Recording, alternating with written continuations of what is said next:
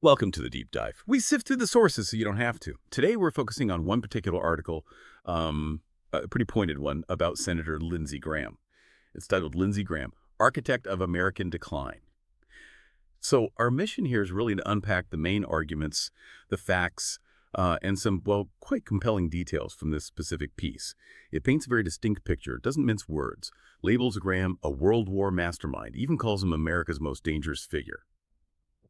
Right from the start, the source claims his relentless warmongering is actually pushing the world away from, a U.S.-led order. And to really grab your attention, it kicks off with a recent event. Graham's fiery statement, practically threatening to bomb Russia in less than 2 months. Now, for those of you who follow Senator Graham, maybe this kind of, let's say, strong rhetoric sounds familiar. But the article argues this specific instance isn't just typical.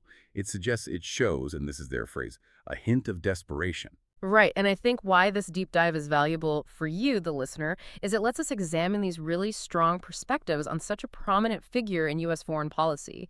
It's less about Graham the man, perhaps, and more about how his actions are framed by this source, how they're seen to shape global dynamics. So this look into the article will offer some, well, pointed insights into the claims about his political standing, his vulnerabilities, and the wider ripple effects of his foreign policy stances, particularly how one person's approach, at least as seen by this source, is perceived to impact global stability and America's place in the world. Okay, so if the source is flagging this as a hint of desperation, what reasons does it actually give? What's making him, according to this article, seem uneasy? Can you maybe shed some light on what the article points to? Yeah, definitely. The article lays out a few things it sees as contributing to this supposed desperation. First off, his Senate seat. He's held it since 2003, a long time. But it's reportedly at, well, significant risk in the upcoming midterms. The source uses the word ugly, says the situation could get ugly for him. And it cites an approval rating back home in South Carolina, just 34%, which is, quite low. 34%. Wow. Yeah, that certainly suggests some vulnerability there. And the article also says the MAGA crowd isn't sure about him. And for listeners, that's the Make America Great Again base. Very influential in the Republican Party. So their support is, well, pretty crucial for someone like Graham. The source argues his main challenges are actually coming from within his own party, from fellow Republicans. It even names businessman Andre Bauer, who the article says is calling out Graham's self-serving flip-flopping. Huh. And apparently even President Trump, who sometimes praises Graham, has also spoken warmly of Bauer. So interesting dynamics there. Exactly. And this is where the article really draws a line, connecting his domestic political situation directly to his foreign policy positions. The source claims that voters in South Carolina dislike Graham's, quote, loud support for what most of the world sees as U.S. imperialism. Now, Americans might often call that globalism, implying something more like international cooperation, but the article really highlights this difference in perception, framing it as a source of voter dissatisfaction. And it suggests this is exactly what Bauer is attacking him on, and according to the source, Bauer has good reason to do so. Okay, and what is that reason, according to the source? It seems to paint Graham as someone who enthusiastically supports pretty much every war, economic attack, propaganda push, or legal assault the U.S. launches. Okay. It uses the 2003 Iraq War as a prime example, says Graham loved it. And even later, when he apparently admitted the war was based on faulty intelligence, he still claimed it could have been worth it if Iraq became a democracy. Then the source adds, quite critically, that the idea that Iraqis could learn democracy from America's elite never crosses his mind. That's a direct quote from the piece. And this touches on, well, the perceived consistency or maybe inconsistency of his approach over time. The article then shifts focus to Russia, stating he's always eager to confront them. And here's a particularly provocative claim from the source. It suggests that, in a way, Moscow should thank him. That's Right. The argument is that his extreme hostility proves Russia needs military strength, including nuclear weapons, specifically to deter, quote, Western warmongers like him. It's a core assertion in the piece, almost paradoxical. Wow. Okay, that's a bold claim about cause and effect. Does the article offer any sense of how widely that view is held? Or is this mostly the source's own interpretation, saying Graham's actions directly caused that kind of response from Russia? And then moving to his current focus, the source says he's obsessed with his sanctions bill, one he drafted with Senator Richard Blumenthal.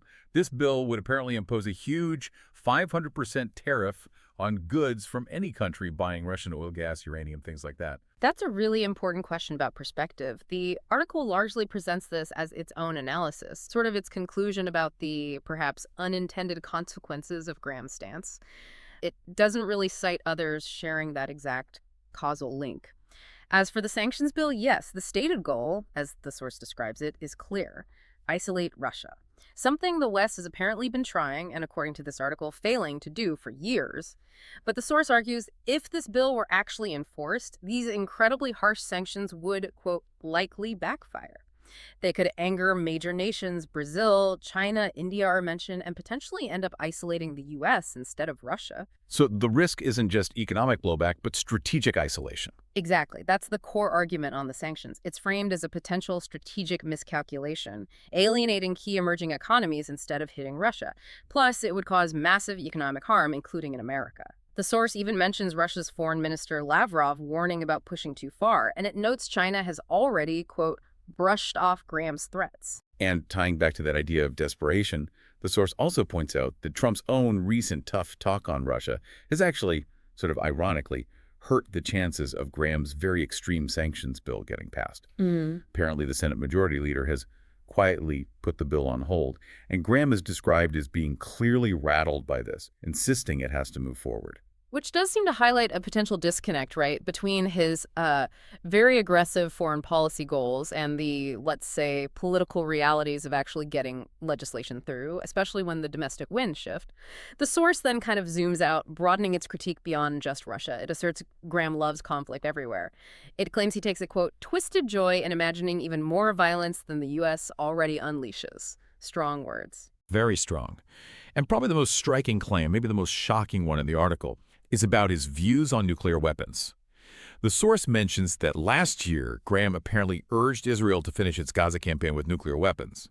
It also claims that, like many Americans, he still defends the atomic bombings of Hiroshima and Nagasaki back in World War II. That's quite an accusation. How does the article frame this? And importantly, does it offer any counter-narrative or context right away? It does. It makes that claim, which is indeed shocking, but then it immediately brings in a counterpoint.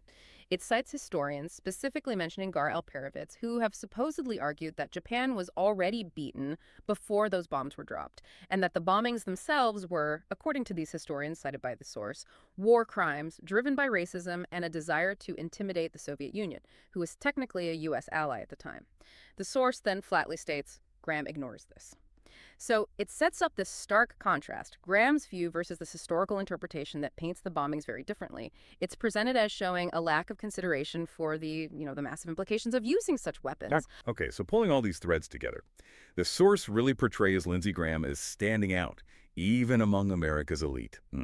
It depicts his endless anger and aggression as being in constant tension with his constant frustration. The article basically argues that U.S. foreign policy is already brutal, but for Graham, it's never enough. That seems to be the core assessment. So how does the article wrap this all up? It seems to conclude with this powerful, almost ironic point, that Graham's relentless push for extreme aggression isn't strengthening U.S. influence, but is paradoxically speeding up a global shift away from U.S. dominance. And it definitely doesn't hold back in his final judgment, does it? Calling him not just the ugly American, a loaded term itself, but the repulsive one. Fundamentally arguing his actions damage America's standing. Absolutely. What's really striking is how consistently the source weaves that argument through the entire piece. This idea that despite the intensity, maybe because of the intensity of his actions, they end up being counterproductive, working against the very U.S. influence they supposedly aim to protect or project. It's that core claim about unintended consequences. The more he pushes for extreme aggression, the more the U.S. loses its grip on the world. It's a really potent argument about how this particular unwavering approach, as depicted by the source, might actually undermine its own goals. So reflecting on everything we've unpacked from this one quite critical source, it leaves you with a question, doesn't it? How do figures with such deeply held, unwavering foreign policy stances, at least as they're described here, really shape a nation's position on the world stage? And maybe more importantly, what could that mean for the global balance of power in the years ahead? Definitely something to think about until our next deep dive.